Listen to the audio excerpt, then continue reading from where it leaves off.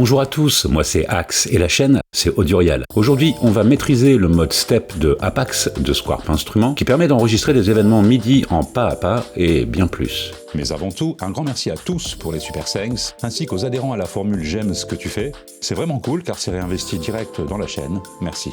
Si vous souhaitez participer au développement de la chaîne ou simplement me payer un café pour me remercier, direction le bouton Super Thanks sous chaque vidéo. J'avoue, franchement, ça motive. Cette vidéo suppose que vous savez configurer entrée et sortie MIDI, sinon vous trouverez la liste de lecture dédiée à Apax en commentaire. Tout d'abord, on va se focaliser sur une piste de percussion. Ici, ma piste 1 est connectée à la borne et au canal MIDI C10, routé vers un lecteur d'échantillons du même luthier, Rampel Turbo. Pour rappel, pour configurer la piste en piste de percussion, je garde Step enfoncé et je tourne l'encodeur pour atteindre Drum. On voit que l'écran de gauche reflète le type de piste. Petit truc marrant, en tournant l'encodeur 1, on peut visualiser une batterie au lieu des pads. En écran de droite, on va pouvoir changer le nom des sous-pistes. Par exemple, la sous-piste 3, c'est un style de woodblock et non un charlet fermé. Je vais donc changer le nom de la piste en tournant l'encodeur 9 pour l'atteindre. On peut aussi l'atteindre en cliquant sur la ligne correspondante. J'enfonce l'encodeur et je viens imposer le nom de mon choix.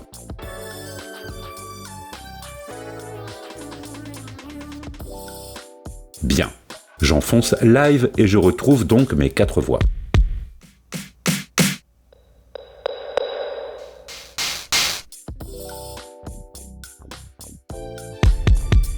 Je peux, au besoin, changer le numéro MIDI pour matcher la machine cible en tournant l'encodeur dédié.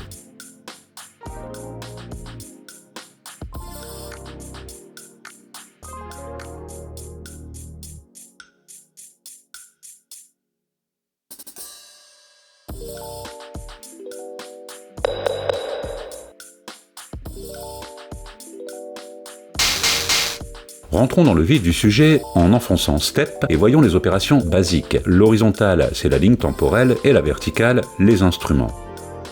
On peut définir les paramètres de frappe par défaut en utilisant les encodeurs 5 pour la vélocité, 6 pour la durée de la note,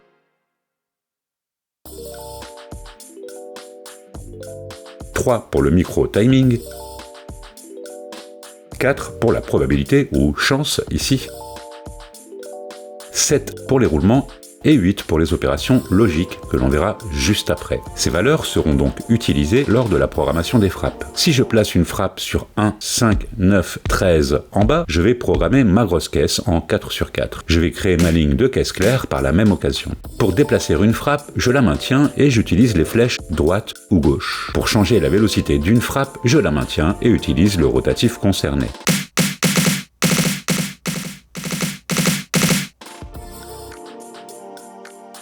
Pour doubler la longueur du motif avec duplication des événements, je fais seconde plus flèche droite. On voit que l'écran reflète la page en cours de lecture. Pour bloquer la page à des fins d'édition, il suffit d'utiliser les flèches droite ou gauche.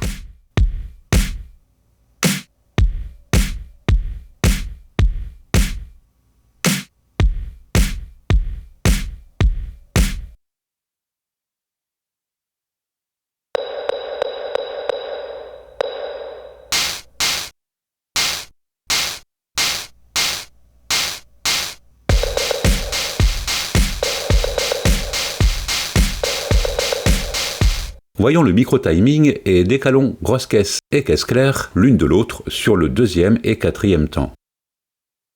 Pour mettre un instrument en sourdine, on fait mute et la ligne qui correspond.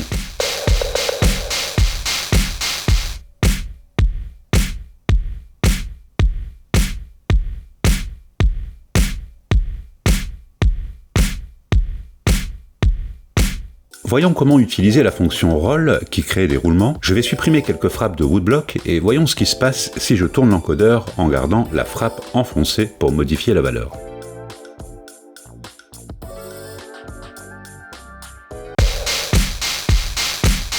Comme on l'entend, il ne se passe rien et c'est normal. La longueur de note par défaut est trop courte. On va donc l'allonger et refaire l'opération.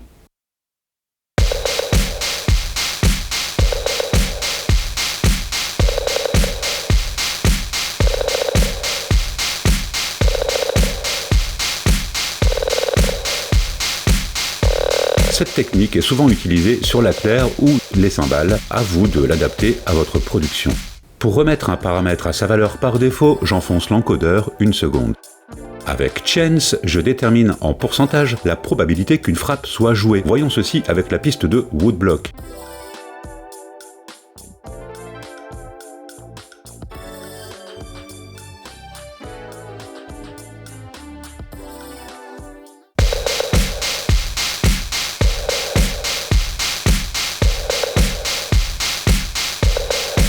Parfait pour rendre notre motif un peu plus vivant. Voyons ce que Math apporte. Il s'agit d'opérations logiques qui donnent l'illusion que notre motif s'étale sur 32 pas au lieu de 16 par exemple. Je vous montre avec la claire. Si je place une frappe sur le 16e pas, le motif devient vite ennuyeux.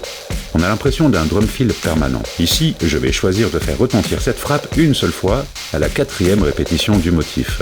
Je maintiens la note et avec l'encodeur 8, je choisis la fréquence d'émission, soit 4 sur 4 dans notre exemple.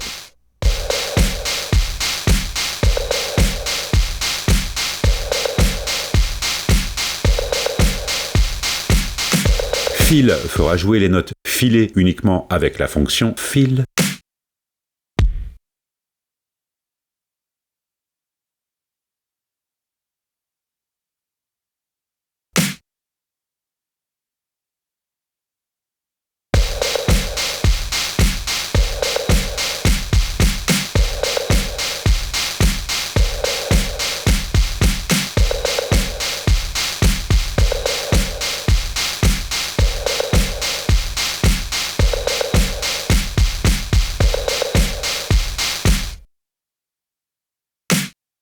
First ne reproduira cette frappe que lors du premier passage.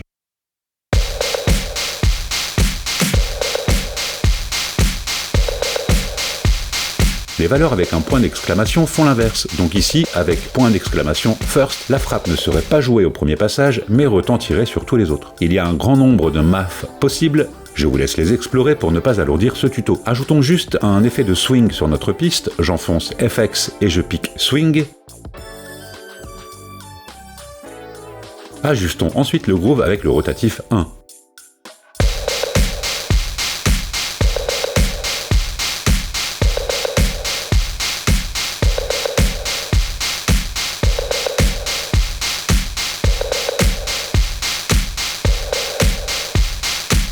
Voilà, on a créé un motif qui tourne sur 16 temps uniquement, mais on n'a vraiment pas l'impression d'une boucle rigide. Les opérations de copier-coller s'appliquent également à ce mode, et je vous invite à visionner la vidéo sur les raccourcis pour en savoir plus sur la sélection d'une partie du motif et d'autres astuces. Pour supprimer toute une ligne, on enfonce le bouton ligne concernée et delete.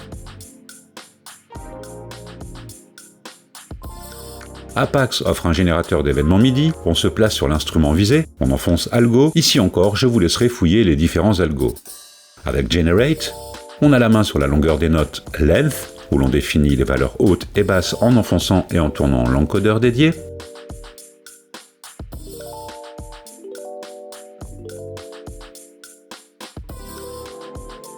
Sur la force des frappes,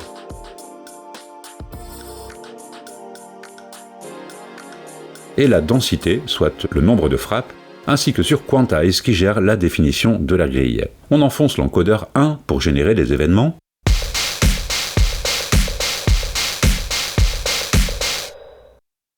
Inutile d'annuler, si la proposition ne vous plaît pas, il suffit d'appliquer l'effet de nouveau et Apax remplace les frappes par une nouvelle proposition.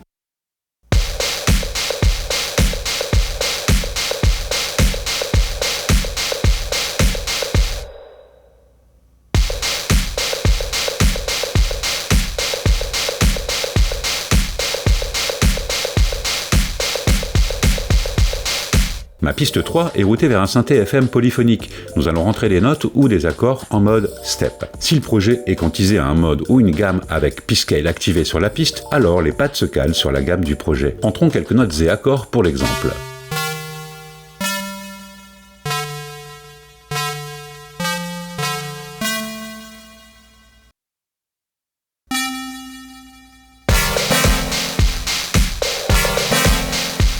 Pour déplacer un accord, on enfonce au minimum 2 notes et l'on utilise les flèches.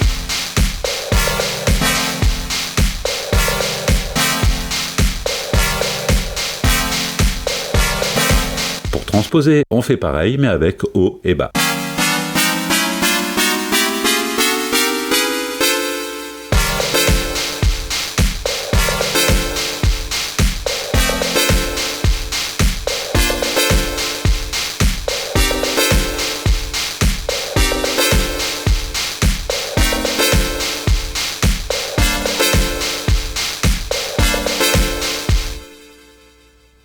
Pour supprimer toute la page, on enfonce All plus Delete. En basculant en mode live et sous mode chord, on jouera des accords calés à la gamme avec un doigt. Bien. On va pouvoir choisir des accords ici et les plaquer en mode step. On enfonce l'accord souhaité ou seconde plus l'accord et sa modification, puis l'on bascule en step. On enfonce l'encodeur 2 pour learn et l'on vient plaquer notre accord. Pour plaquer un autre accord, on le sélectionne en live et on le programme en step. Super facile et super pratique.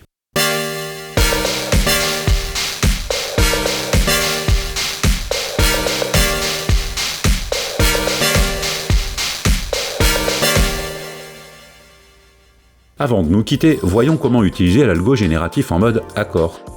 Comme on le voit, les paramètres sont quasi identiques quand en mode drum, on a l'ajout du rotatif keys pour régler la tessiture ou l'étendue des notes générées, et le rotatif density propose un mode mono ou duo, puis accord à 3 tons ou encore des accords de septième avec poly 4.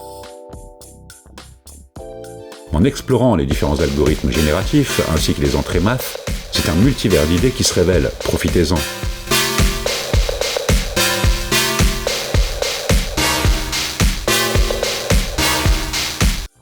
Voilà, a priori, on a couvert le mode step et je pense n'avoir rien oublié. Comme d'habitude, j'espère que vous avez passé un bon moment et que vous avez appris un truc ou deux, pourquoi pas. À bientôt.